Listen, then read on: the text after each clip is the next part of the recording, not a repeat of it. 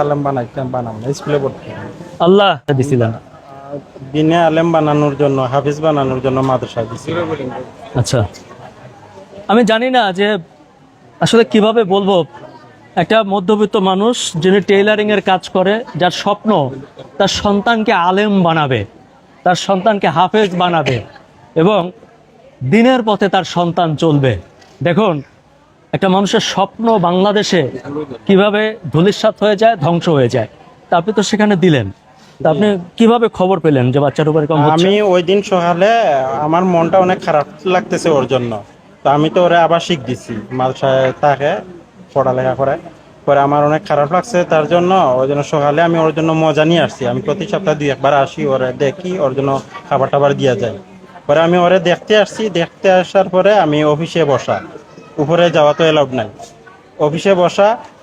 তো ওরে ডাকাইছি, ছাত্রটা হুজুরে ডাইকা আনছে। ডাকায় আনার পরে দেখি ও অনেক কান্নাকাটি করতেছে। তারপরে আমি যে অনেক জিগাইতেছি, কিন্তু ও কিছুই বলতেছে না। হুজুরে যে মারছে ওরা কিছু বলতেছে না, কান্নাকাটি করতেছে। পরে আমি ওর হাত ধরছি, ধরার পরে হাতের শুধু এই আঘাতটা প্রথমে দেখছি। দেখার পরে আমার সন্দেহ হয়েছে যে হুজুরে তো ওরে মারছে, এই জন্য কান্নাকাটি করতেছে।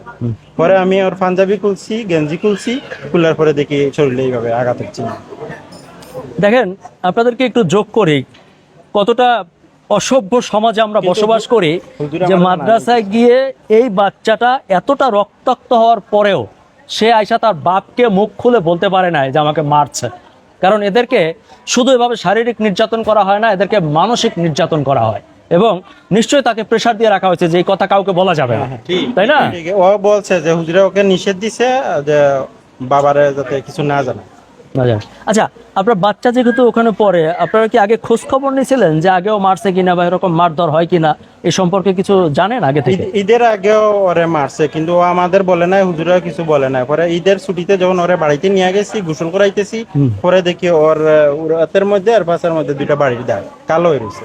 এই দাগটি এখনো আছে, এখনো মিটে নাই। আচ্ছা আচ্ছা কিন্তু এটা আমরা তেমন একটা আমলে নেই নাই, কিন্তু ওই দিনের মাইটা আমাদের কাছে বেশি খারাপ লাগছে। আচ্ছা, আপনি কি এই আপনার সন্তানকে আবারও ওখানে পড়াশোনা করাবেন? না না, অসম্ভব। এই সিদ্ধান্ত কি নিছেন যে আলেম আর বানাবেন না নাকি? না না, আমি আমার ছেলের আমি আল্লাহর কাছে বলি, আল্লাহ যেন আমাদেরকে ক্ষমা করে দেয়। আল্লাহ, যেই সমাজে একটা মানুষ তার সন্তানকে আলেম বানাইতে চাইছিল, এই দেশের কিছু বর্বর মানুষের কারণে, কিছু অসভ্য মানুষের কারণে একজন সন্তানের যে আলেম হওয়ার স্বপ্ন, একটা মানুষ সেই স্বপ্ন বাদ দিয়ে দেয়। সে বলতেছে যে আমার সন্তান আলেম হওয়ার দরকার নাই, আমি তার পড়াশোনা করাবো না। দেখেন, একজন খাঁটি মুসলমান হতে চাওয়া, একজন সন্তানকে আলেম বানানো বাংলাদেশের অনেক মানুষের স্বপ্ন থাকে। আমরা শুনেছি যে একজন আলেম হলে সে আলেম আমাদের 14 জনকে বা 14 পুরুষের 14 জনকে তিনি বেহেশতে নিয়ে যেতে পারে। আমরা বাঙালিরা অনেকেই স্বপ্ন দেখি, এই দেশের মানুষরা, যে আমার সন্তান আলেম হয়ে আমাদেরকে জান্নাতে নিয়ে যাবে। তো প্রিয় দর্শক, আপনারা দেখলেন যে একজন বাবা তার সন্তানকে ধর্মীয় শিক্ষায় শিক্ষিত করার জন্য তাকে মাদ্রাসায় পাঠালেন। বাবা তাকে মাদ্রাসায় আবাসিক ব্যবস্থায় রাখলেন। বাবাটা একজন সাধারণ দর্জি, খুবই কষ্ট করে, যেখানে দুবেলা দুমুঠো খাওয়া এবং পরিবারের জন্য জীবিকা নির্বাহ করা যায়, যেখানে এইরকম একজন মানুষের পক্ষে খুবই কষ্টকর, তিনি আবার তার সন্তানকে ধর্মীয় শিক্ষায় শিক্ষিত করার জন্য, আলেম বানানোর জন্য পরকালের আশায় তাকে মাদ্রাসায় পাঠালেন। স্বপ্ন দেখছেন ছেলে বড় হয়ে আলেম হবে, ছেলে বড় হয়ে ধর্মীয় শিক্ষায় শিক্ষিত হবে। আচ্ছা, তো এই যে মাদ্রাসায় দেওয়ার পর তার সন্তানকে কিভাবে, তার সন্তানটাকে কিভাবে নির্যাতন করা হয়েছে, যে বাবা বলছে যে আমার ছেলেকে আমি আর মাদ্রাসায় পড়াবো না। নির্যাতনের মাত্রাটা, প্রিয় দর্শক, শুধু নির্যাতন করে তারা ক্ষান্ত হয়নি, তারা শান্ত হয়নি।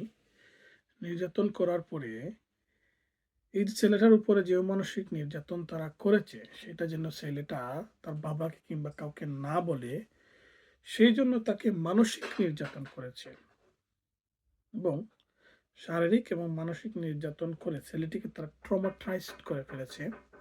ছেলেটা, এই ছোট্ট শিশুটা এতটা ট্রমাটাইজড যে এত মার খাওয়ার পরেও তার বাবার সাথে দেখা হওয়ার পরেও সে বলতে পারতেছে না যে হুজুর তাকে মারছে।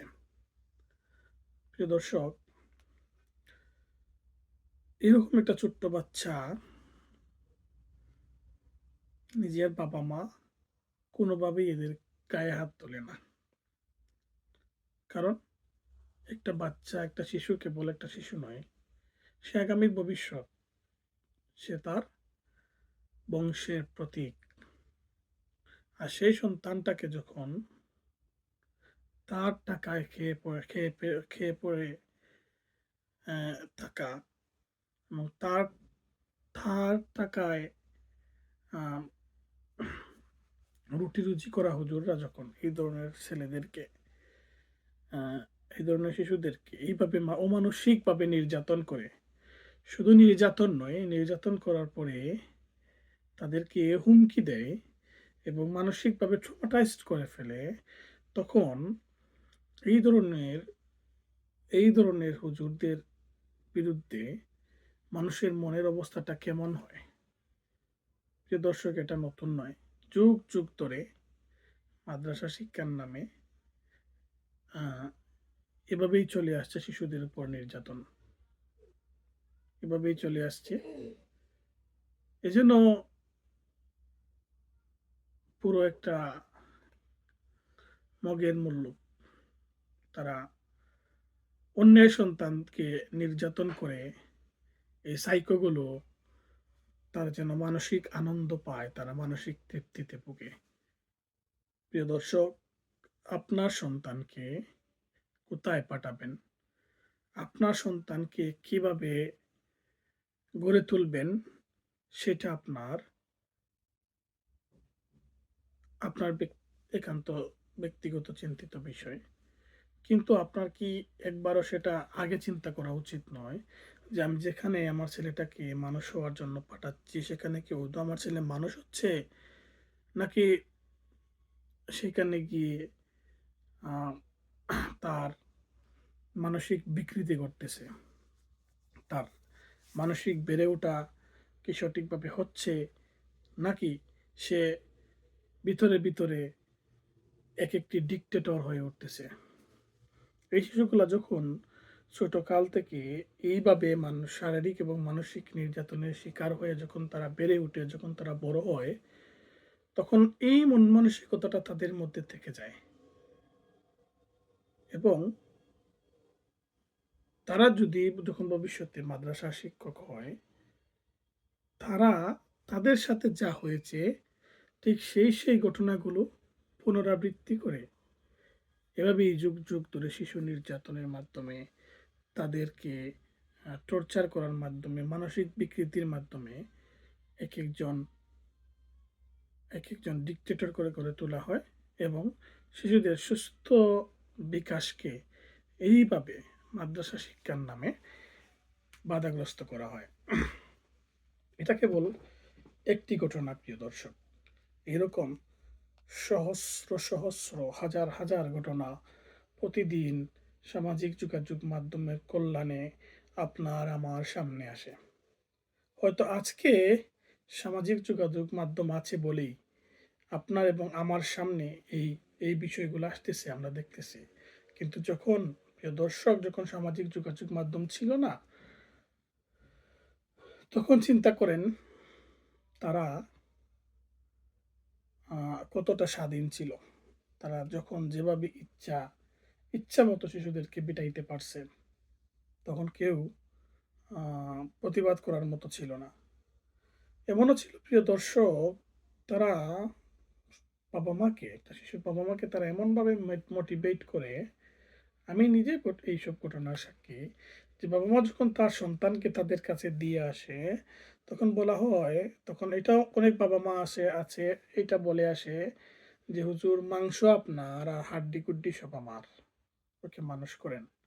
তখন হুজুর অনেক সময় এই অনুমতিটা পেয়ে যায়, তখন চিন্তা করেন ওই হুজুর তো এই ছেলেটার উপর মানসিক নির্যাতন, শারীরিক নির্যাতন করবেই করবেই। প্রিয় দর্শক, এখনই সময় জেগে ওঠার, এখনই সময় সত্যকে অনুধাবন করার, এখনই সময় প্রতিবাদের। সবাই ভালো থাকবেন।